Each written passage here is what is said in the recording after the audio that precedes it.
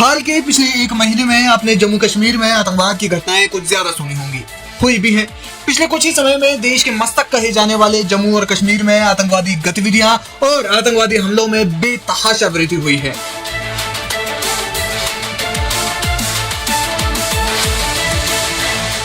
जिसमें कटरा जा रही बस से लेकर सेना पर हुए आतंकी हमले शामिल हैं। हालांकि दूसरी ओर सेना भी मुंहतोड़ जवाब दे रही है, लेकिन फिर भी जिस तरह से आतंकवादियों के हौसले बुलंद हुए हैं वो चिंताजनक है। लेकिन उससे भी ज्यादा चिंताजनक ये है कि हमलों में बढ़ोतरी उन इलाकों में भी हुई है जो कश्मीर के सबसे सेफ इलाके माने जाते थे, यानी जम्मू वाले इलाके में।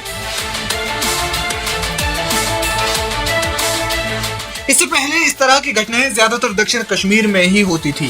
सेना के लिए यह भी उतना ही चुनौतीपूर्ण होता जा रहा है, क्योंकि सुरक्षा सूत्रों का कहना है कि आतंकवादियों ने हमलों के लिए नए नए इलाके ढूंढ लिए हैं। वे इलाके जहां लगता था कि आतंकवादी वहां हमला नहीं कर सकते, लेकिन उन इलाकों को भी निशाना बनाया जा रहा है। मीडिया रिपोर्ट्स के मुताबिक इस साल में अब तक जम्मू कश्मीर में कुल 11 आतंकी हमले हो चुके हैं, जिनमें 12 जवान शहीद और वहीं 11 नागरिक आतंकवादियों का निशाना बन चुके हैं। आतंकवादी अब कश्मीर के इलाके में कम और जम्मू के इलाकों में ज्यादा सक्रिय हो रहे हैं। कारण ये है कि कश्मीरी इलाकों में सेना की गश्त और सुरक्षा ज्यादा है, वहीं जम्मू के इलाके सुरक्षा के लिहाज से ज्यादा ठीक है, इसलिए सेना उन इलाकों में एक्टिव कम है। माना जा रहा है कि आतंकी जम्मू वाले इलाकों में हमला करके ये संदेश भी देना चाहते हैं कि उनके रडार पर न सिर्फ कश्मीर बल्कि पूरा केंद्र शासित प्रदेश है। अब आपको विगतवार बताते हैं कि कब कहां हमला हुआ। 22 अप्रैल 2024 को कश्मीर के राजौरी में घटना देखने को मिली, जिसमें आतंकवादियों ने एक सरकारी कर्मचारी मोहम्मद रजाक की हत्या कर दी थी। बाद में जानकारी मिली कि वो टेरिटोरियल आर्मी के एक जवान के भाई थे। इसके बाद उधमपुर के चोचरू गाला की पहाड़ियों पर स्थित बसंतगढ़ इलाके में आतंकवादियों से मुठभेड़ में गांव के डिफेंस गार्ड मोहम्मद शरीफ मारे गए थे। यह घटना 28 अप्रैल की है। वहीं आतंकवादियों ने एयरफोर्स के जवान विक्की पहाड़े की निर्मम हत्या इस घटना के बाद कर दी थी और इसमें 4 जवान घायल हो गए थे। बताया जा रहा है कि आतंकवादियों ने इसमें घात लगाकर हमला किया। इसके बाद अमरनाथ बस पर आतंकी हमला हुआ, जिसमें आतंकवादियों ने 9 जून को रियासी इलाके में तीर्थ यात्रियों से भरी बस पर हमला बोल दिया। इस हमले में 9 लोगों की मौत हो गई और 42 लोग गंभीर रूप से घायल हो गए। इस हमले के चलते बस पहाड़ी से नीचे खाई में गिर गई, जिसमें कटरा से शिवखोड़ी जा रहे तीर्थयात्री सवार थे।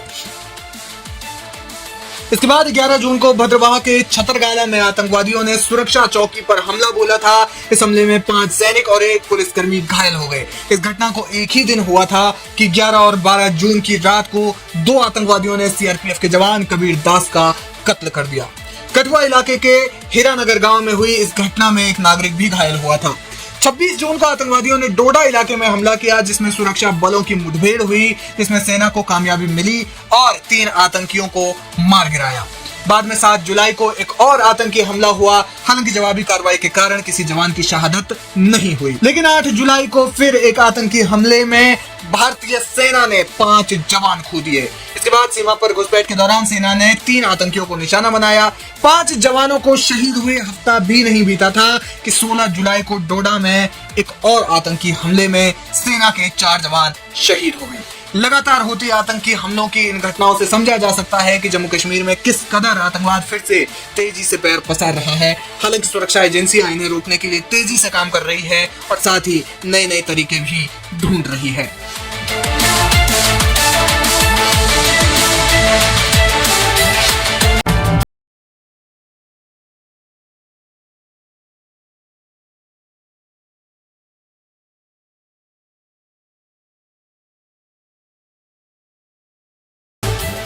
इसके प्रायोजक हैं एडवांस कंप्यूटर, निकट इंडियन बैंक, बूढ़नपुर, आजमगढ़। यदि आप अपनी बच्चे को कंप्यूटर की उत्तम शिक्षा देना चाहते हैं तो तुरंत संपर्क करें।